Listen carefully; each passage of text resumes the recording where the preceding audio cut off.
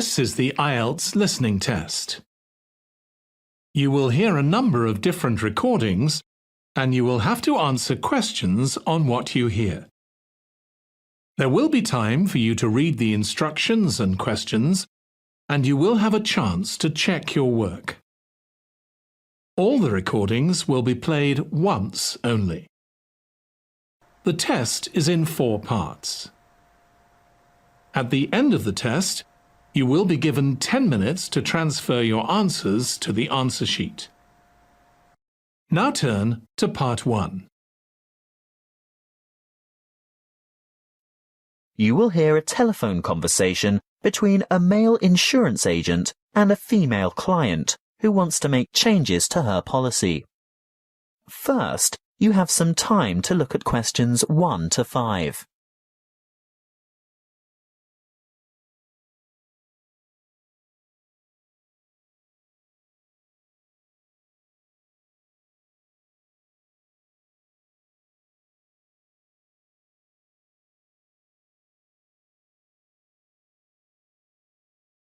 You will see that there is an example that has been done for you.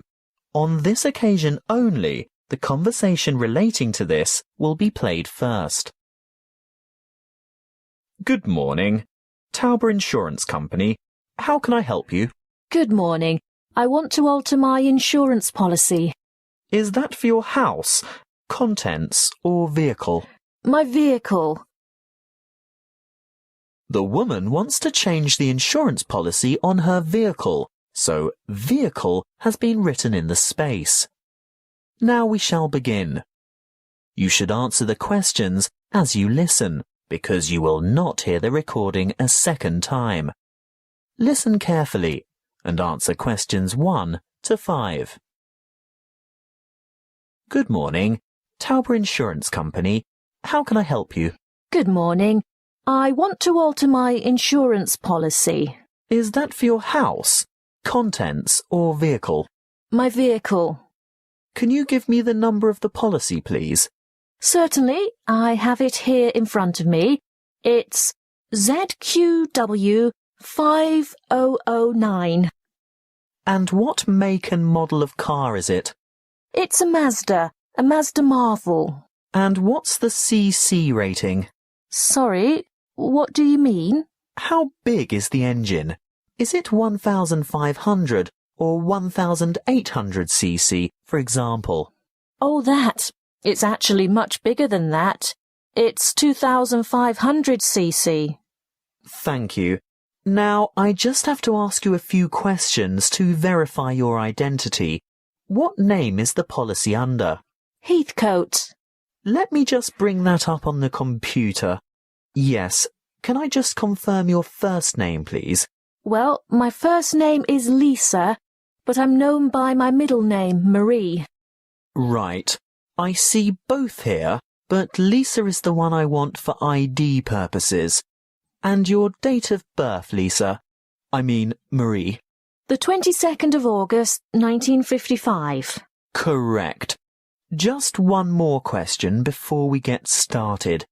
Can you remember the password on this policy? Oh dear, I didn't know I had a password on it. Everyone has a password. Would you like to take a guess? Possibly it's my mother's name. And what would that be? Sophia. Sorry, guess again. All right. Oh, I remember now. It's my grandfather's name, Jack. Yes, followed by some numbers. 1897, right? Correct. Now we can get down to business. What exactly do you want to change? Well, a couple of things. Firstly, I think it's overvalued at the moment. Can we reduce the value by $5,000? You mean bring it down to $15,000? Yes, I'm sure it's lost quite a bit of value over the past year. Done. Now, what's the other thing? Before you hear the rest of the talk, you have some time to look at questions 6 to 10.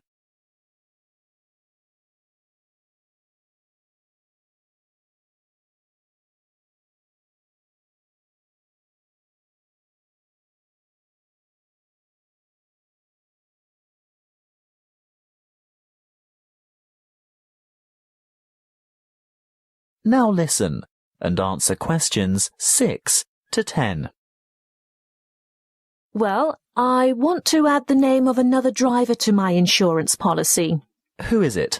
His name is Samuel Michaels. He doesn't have the same family name as you. No, he doesn't. Is that a problem? No, it shouldn't be, as long as he's over the age of 25. But we find it easier to get approval for family members. Oh, he is family. He's married to my daughter. He's my son-in-law. And he's 28, in fact. Good. And what would he be using the car for? Would it be business or social purposes? Not really. You see, I've injured my right arm and I'm having difficulty driving. It's not an automatic. I have to use the gear stick. And Sam, that is Samuel, offered to drive me to my appointments and so on. He's a good driver and I feel safe with him, but I'd like to know that the car is still insured with him behind the wheel. So that would be family reasons then? Yes, I think so. Will my premium go up? No, as long as you can provide us with a photocopy of his driver's license. A true copy. You know what I mean. You'll have to get someone from the Department of Transport to sign it, saying that he's seen the original document. I think we can manage that without any difficulty. Oh, and while he's at the department, he should ask them for a record of any driving offences, demerit points, that kind of thing. Only for the last 5 years, though. We're not interested in anything beyond that, but it's important that he has a clean record for the 5 previous years.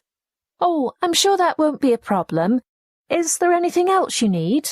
Just the date for when you'd like this to take effect.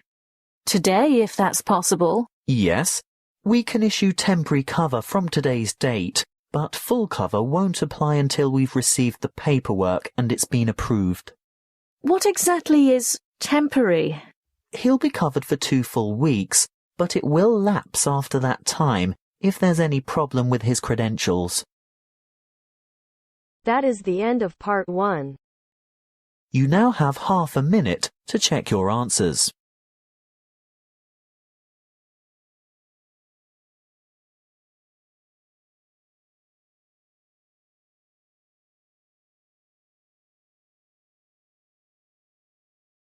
Now turns to part 2.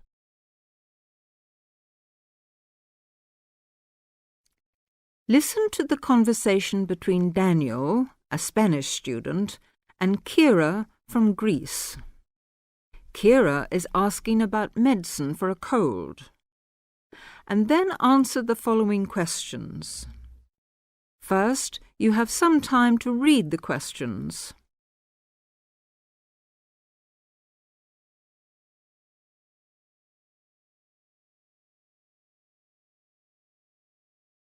Now, listen to the conversation. Hello, Daniel. How are you? Not so bad, thanks. What about you? To tell the truth, I've got a terrible cold. Achoo! Oh, sorry to hear that. Poor you. Maybe it's the change in the weather, or maybe you've been working too hard lately. Well, it must be the weather. Achoo! Bless you. Have you taken any medicine? No, I haven't. Can you recommend anything? Now, let me see. I got some tablets a couple of months ago when I had a cold. Do you remember the name? Not exactly, but they were black and white capsules, sort of cylindrical shaped, and the label on the bottle had a name printed at the top in block letters, and I think the bottle was square. I'm not exactly sure. The name might have been something like Vigilan or Vegilan. How is it spelt? If I remember correctly, it's Vegilan. Vegilan. I'll just make a note of that. Thanks. Not at all, and I hope you feel better soon. Me too. By the way, Daniel, where's the nearest chemist? Oh, that's easy. From here you go directly south to the 2nd Main Street, and then you turn left. Continue straight along past the church, and at the next intersection turn right. It's on the left, the second shop after the bank, which is on the corner. You can't miss it. I think I know it. It's just opposite the shoe shop, and there's a greengrocer's between it and the bank. You got it. Mind how you go. Thanks. Well, I'm off now. Bye. Cheerio. See you soon.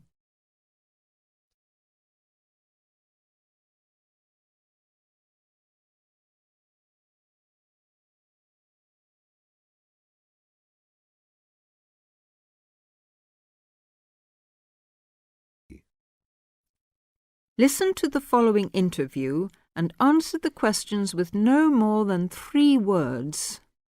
First, you have some time to read the questions.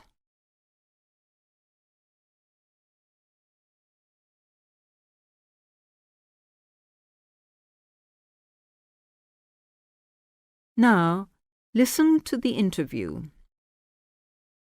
Good afternoon, Mr. Brown. Do sit down.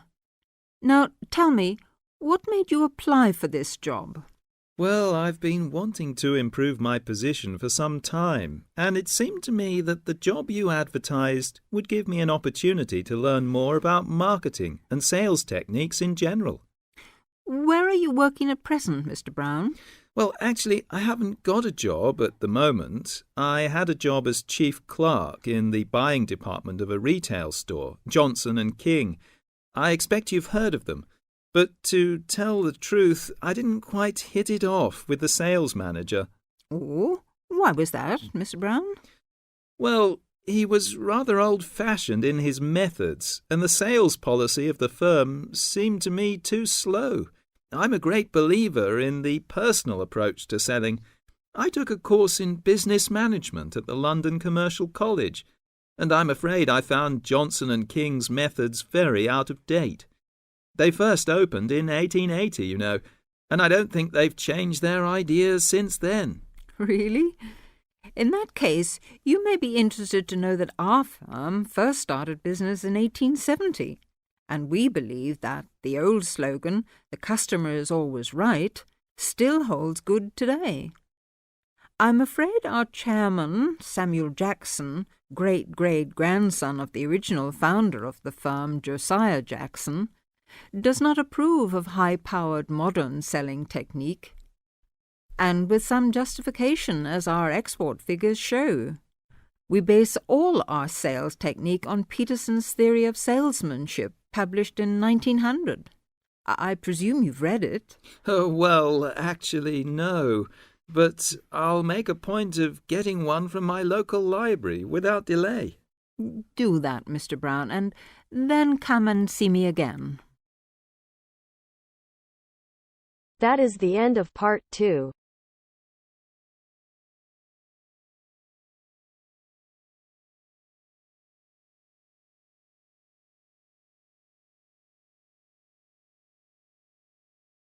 Now turns to part 3. You will hear a conversation between 2 students working on a presentation. You have 30 seconds to look at questions 21 to 24.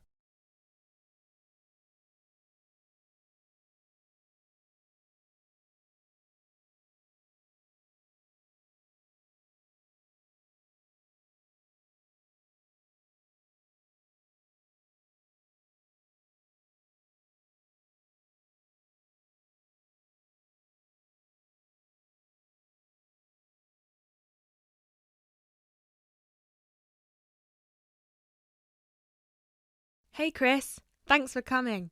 Are you ready to practice our presentation for tomorrow? Yeah, just give me a moment to switch on my laptop. There we go. Okay, what do you think? Wow, that actually looks really nice. Well done. So, I've put the title up here in the middle, Reasons People Move Out of Their Parents' Homes. I thought we could start with the general graph outlining why people fly the nest at any age, and then we could break it down to age groups and social or ethnic backgrounds before we get into how our findings fit into what sociologists say about leaving a parent's house and what the effects of the timing and the circumstances of your decision can be. That sounds good to me. So we can start with the bar chart here. Do you think they'll be able to read the tiny letters here? No, which is why we'll have to read them out to them. Okay. So we could take turns then.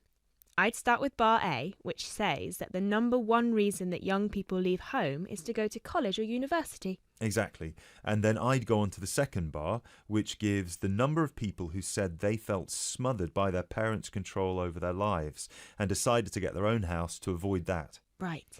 Then in bar C, we've got people who found a job and decided that it was a good opportunity to move away because of their new income. Yep, and then those who didn't feel exactly smothered by their parents per se, but more so because of the lack of room in their parents' house and the fact that their parents were around pretty much 90% of the time. Maybe we should move this bar so that it can be next to bar B, since they seem to be quite similar to each other. Well, actually, that's why I kept them separate. But maybe you're right. They would lead smoothly into one another. So that means that jobs will now be bar D and bar E. Bar E is about those who moved because of their partner or spouse. Right. And then at the end, we've got those who were pushed to leave by their parents and those who left because of a conflict at home. I guess at this point we should mention that, as expected, we had almost 0 people reply that they left home because of emancipation or abuse, despite the fact that our study was conducted anonymously. Probably because the participants didn't feel confident enough to share such private details with us. Or maybe just because there was no one in our pool of participants with such experiences. Yeah.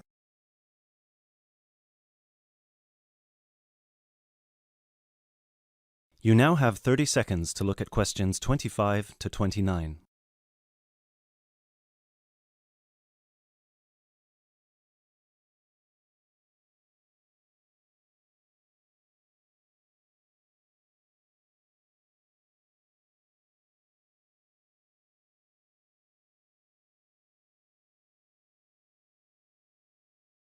So then we can break it down to age groups and show these 4 different graphs for our 4 age groups.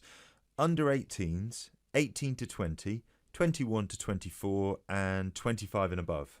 Shall we take the graphs by age, or should we start with the second group? What do you think? Because we haven't got that much data on under 18s, and starting with 25 and above would also feel a bit strange to me, seeing as it was our second smallest group, and most participants were between 18 and 24 when they moved out of their parents' home. Yeah, you're right. Perhaps we should start with our 2 biggest groups and then move on to the other 2. So, you can present 18 to 20, and I can present 21 to 24. And then we can maybe present the other 2 groups together. I think it's best if we present them separately, since the findings are so different. Yeah, I guess you're right. So, I can present the under 18s, and you can present the 25 and over. Perfect. Or, wait, should we do it the other way round, so it flows more naturally? Yeah, sure. And then we can include a brief note at the end for those who haven't moved out yet. Yeah, great.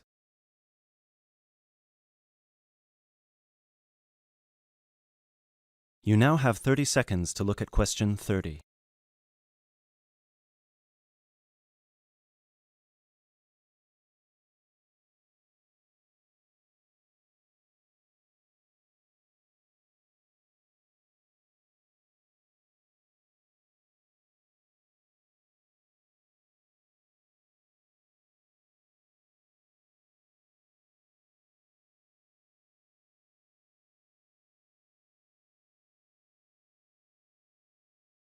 Excellent. So, then we can move on to the final chart before we get to the bibliography and explain what they said they found difficult when they moved out. Yeah, so we can say the biggest issue for everyone was finding a place to live, especially for those who didn't have a guarantor or didn't live in a student hall of residence. Yes, and that 30% of the participants also experienced some financial problems in the beginning, with bills and rent and food and everything. Right. Then an even larger number reported that they didn't expect to miss their family that much, but ended up visiting their parents' home often just to see them and spend some time with them. Although, we should probably cut that number down a notch to exclude those who went back home just so their parents could cook and do their laundry for them. Yeah, sure. Anyway, then we should finish off with the final issue, which was flatmates. Oh yeah, so we should say that a whopping 67% complained about the people they had to live with. and that they were often dirty and inconsiderate. Right. Great. So then we can move on to how our findings fit into...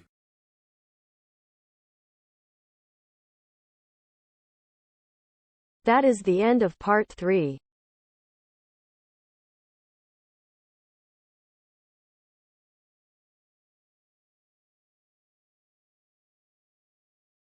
Now turns to part 4. You will hear a lecture about Crocodylus niloticus and its living habits. First, you have some time to look at questions 31 to 40.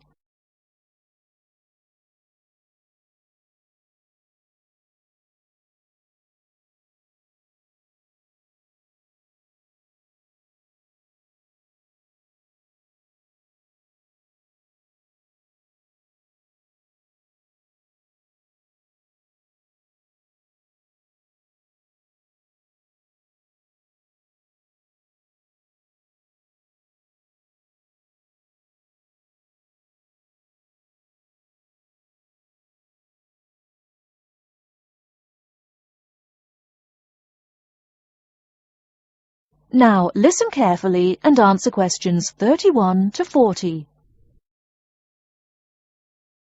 Good morning.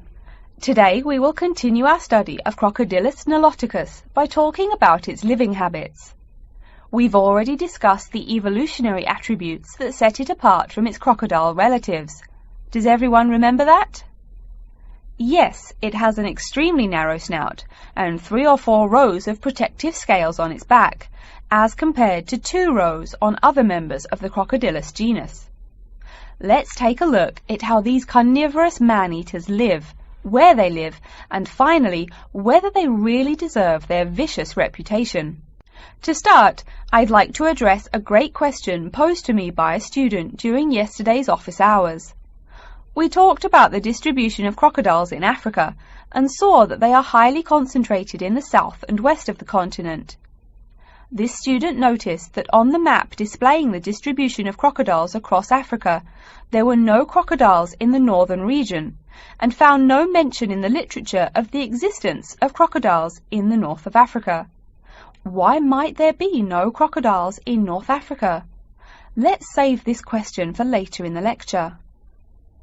To find out more about the social habits of the African crocodile, one researcher named Tara Shine of the University of Ulster in Northern Ireland conducted a survey of the wetlands in Mauritania and received reports of 46 crocodiles living in one group, or float as we say when referring to crocodiles, though the usual number is a little less than half of that.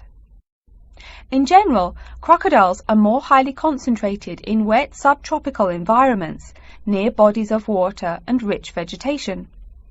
While South American crocodiles thrive in cool rainforests, the African crocodile is more equipped for heat. Though they can survive at the hot temperatures found in some deserts, they are not equipped to handle dry climates, and thus cannot survive in places like the Sahara Desert of North Africa. As cold-blooded animals, crocodiles' core temperatures fluctuate from their average of 38 degrees Celsius as external conditions change. Thus, they need to avoid extreme temperatures. Others live an underwater life, keeping a body temperature close to that of the water.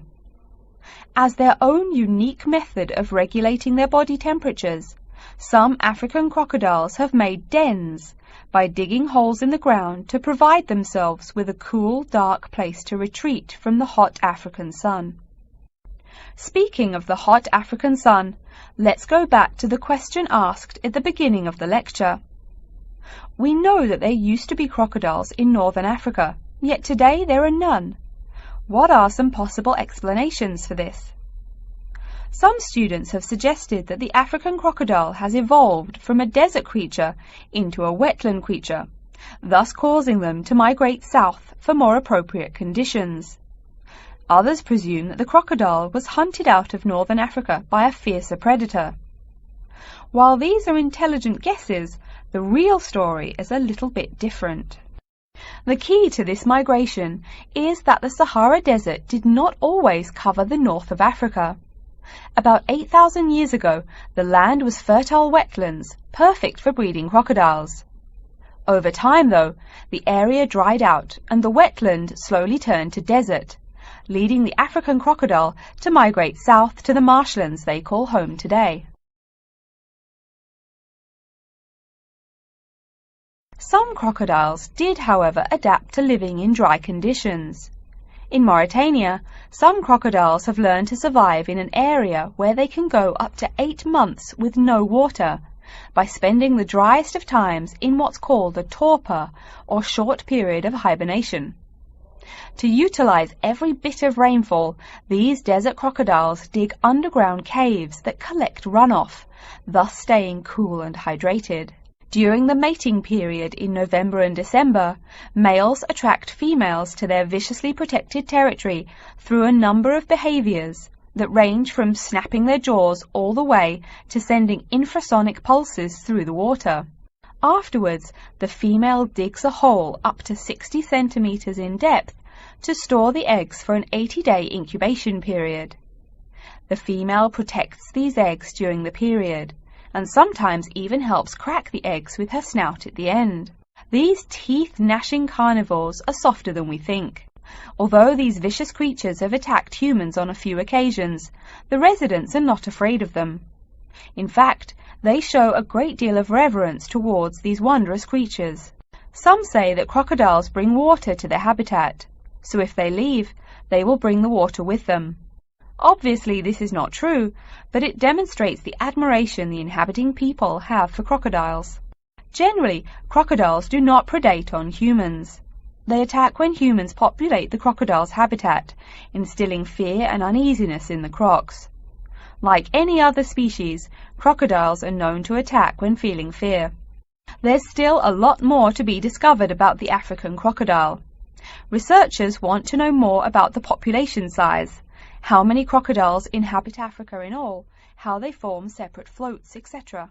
There is still also much to learn about migration patterns and relations to other populations of crocodiles now found in other parts of the world. Next time, we'll examine a few specific case studies of crocodile populations. That is the end of part 4.